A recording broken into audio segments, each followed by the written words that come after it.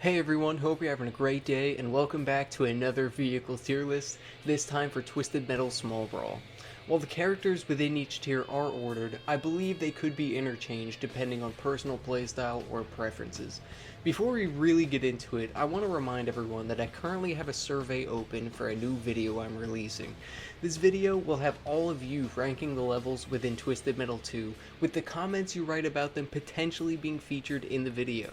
If this is something you'd be interested in participating in, the link to the survey will be in the description. I'd also like to give a huge shout out to Goodrich Games, who happens to be the lead game designer and art director for Small Brawl. He helped give me additional insight for my video and also happens to stream and make YouTube videos as well, so be sure to head over and subscribe to him and show him some love. With all that being said, let's get started with the list.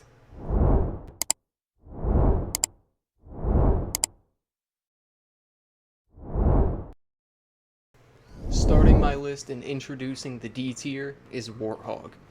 Warthog is a really interesting case in this game because he almost wasn't in it at all. Due to time constraints, Grasshopper was cut from the game, and the vehicle that was designed for her was instead given to Warthog. Warthog's special was then put together using parts of Spectre's special weapon to recreate his signature triple homing missile attack. The only issue is that due to those previously mentioned time restraints, the attack is a bit bugged and can be really inconsistent to use, which is the main factor that leaves Warthog this low on the list. Up next in the D tier is Axel, and arguably his worst appearance throughout the series. In this title, he forgoes the tried and true burst special attack to instead go with something a little bit different. His special weapon in this game has him fire a missile in a straight line, and when that missile connects with an enemy or the wall, Axel will begin rapidly spinning and firing homing missiles at the opponent. The main drawbacks with this are the initial missile can be hard to hit at times since it only travels in a straight line. The damage isn't really all that great even when all the missiles connect, and it can be really hard to get all of the missiles to connect in the first place, as when Axel starts spinning and firing, many missiles tend to just hit the terrain or miss the target entirely.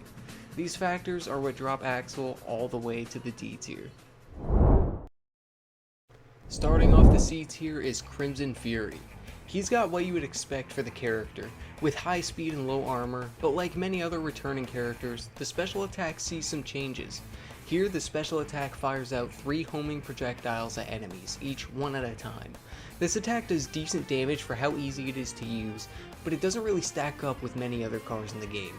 The best thing Crimson Fury has going for him is the high speed and elusiveness, letting you maneuver around opponents much easier than other vehicles in the game. However, this isn't really substantial enough to be able to save him from the confines of the C tier. Up next is Spectre, who has a very similar situation to our previous entrant, Crimson Fury. Spectre is also a vehicle that is fast, has low armor, and has a special weapon that fires 3 homing projectiles at opponents. The damage output is also similar to Crimson Fury's, making it a bit tricky to determine who's better than who. Ultimately though, they're highly similar and fulfill practically the same function within the game. Unfortunately, that means that Spectre is also relegated to the C tier. Beginning the B tier, we find Mr. Grimm. His special attack in this game fires out 2 pumpkin projectiles in a straight line that do pretty good damage upon hitting enemies, but not as much damage as it's known to do in other games like Twisted Metal 2 or Black. This attack can be a bit tricky to land at times, but with some practice it can become pretty consistent. The lack of big damage makes the low armor more of a hindrance, since it's harder to immediately dispatch nearby enemies. Still, Grimm is solid in this game and definitely a fun choice for a playthrough. Following Mr. Grimm is one of the characters unique to Small Brawl, and that's Mime. Taking a look at the stats, it's obvious to see the biggest downside is the low armor stat. The special weapon functions in a super interesting way, where when you fire the special, it uses the special weapon of the closest enemy. So for instance, if Crimson Fury was the closest enemy in proximity to you and you used the special weapon, it would fire out Crimson Fury's special. This is really cool, but can lead to situations where it can be hard to plan an encounter due to the special weapon constantly changing. It definitely requires a lot of quick thinking and is a joy to play, but I can't rank Mime any higher than B tier due to the low armor and high variance on the special weapon. Finding themselves in the middle of B tier is Hammerhead. This iteration of the character is honestly one of the most fun to play in the entire series in my opinion. The special weapon has Hammerhead driving on top of an opponent to crush them with spike-infused wheels. This attack is really consistent, which other iterations of the character wish they could say about their special attacks. It does pretty good damage and pairs nicely with the high armor stat. Overall, Hammerhead is just a solid pick in this game and a ton of fun to play as well. Up next is the series mascot, Sweet Tooth. He's got low speed, but high armor like he always does in all of his appearances. However, his special weapon in this game is pretty unique. He fires out a projectile in a straight line, which upon impact with an enemy or a wall, it will redirect and target a different enemy, and it can do this a few times. This attack can end up doing a ton of damage if the attack keeps connecting with enemies, which it often does. Sweet Tooth is a super forgiving character in this game, and you really can't go wrong with this pick. Starting off the A tier is Thumper. Thumper's stats are overall really well rounded, and he's got access to a powerful special attack if used optimally. The special fires 3 waves out from the front of the vehicle one at a time. Each wave deals good damage and pushes enemies back, and connecting with all 3 leads to massive damage. It can sometimes be tricky to land all 3 waves since it pushes enemies and moves relatively slowly, but it certainly isn't impossible and can be made easier by freezing the enemy first. The waves will also bounce around the arena for a bit before disappearing, making it possible to still hit enemies even if the initial attack is missed. Overall, I feel like these factors put Thumper easily within the A tier. Following up in the A tier is the playable final boss, Piecemeal. You would expect the playable final boss to be an easy pick for the S tier, but that just isn't the case in this game. His health is dialed way back when being controlled by the player, and while still high, it isn't anything amazing. Piecemeal doesn't have a unique special attack, instead having access to the special attacks of all other cars. However, within each match, Piecemeal can only access the special attacks of the opponents within the current match, plus the use of Darkside, Hammerhead, and Outlaw special, regardless of if they are on the field or not. This is a cool concept, but can be inconsistent at times due to not always having access to the most optimal special attack for each situation. Overall, Piecemeal is still really good, just not quite S tier material. Twister is coming in the next spot and arguably her strongest appearance throughout the entire series. The familiar low armor and high speed are here, but the special weapon sees some upgrades. While it's functionally the same as it always is, where Twister picks up enemies in a small vortex around her, it is much stronger and easier to use in this game than it is in any other. This version of the attack also does damage at the end of the attack while the enemies are thrown away, meaning this actually does quite a lot of damage while also being able to hit multiple enemies at once. Twister really hits her stride in this game and rockets herself all the way to A tier. Taking the number 5 spot on my list is Outlaw. Outlaw is another character that has overall balanced stats, but has an extremely useful special weapon to pair with it. The special attack is the classic taser attack that Outlaw is known for, except in this game it has a special property, where if you continually mash the special button, you can steal health from the opponent you're attacking.